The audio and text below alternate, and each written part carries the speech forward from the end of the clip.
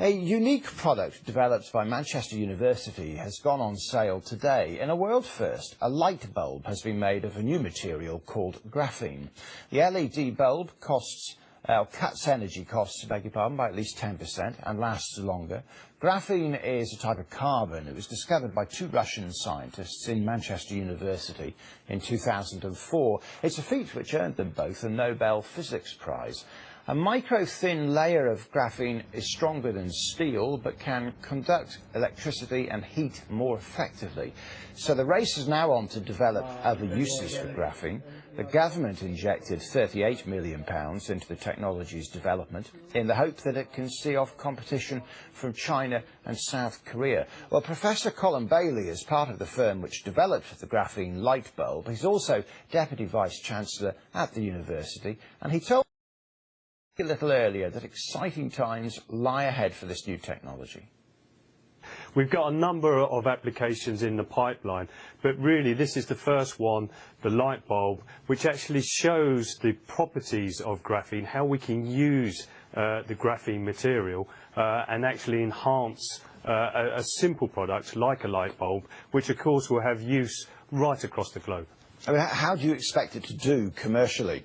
Oh, I expect it to do very well because, of course, it's got added value. So the added value from using graphene, you've already said yourself, it's the less energy, so it's 10% less energy. Manufacturing costs are lower. When you look at the components, they're more sustainable, and we expect it to last longer. So actually, this will be the leading light bulb in the market. In terms of British interests, I mean, we mentioned China and South Korea there. I mean, what are the prospects there for keeping the British interest? Oh, it's key, and this is where the investment from government was actually key, because that was £38 million into the National Graphene Institute, which is based at the University of Manchester. It allowed us to get additional funding from Europe, which was the European Regional Development Fund.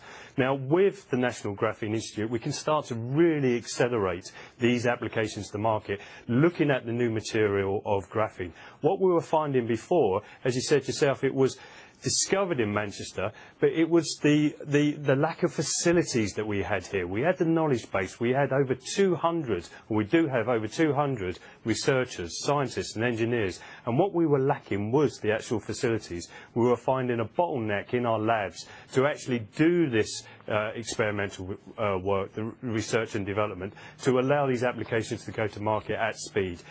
Colin Bailey,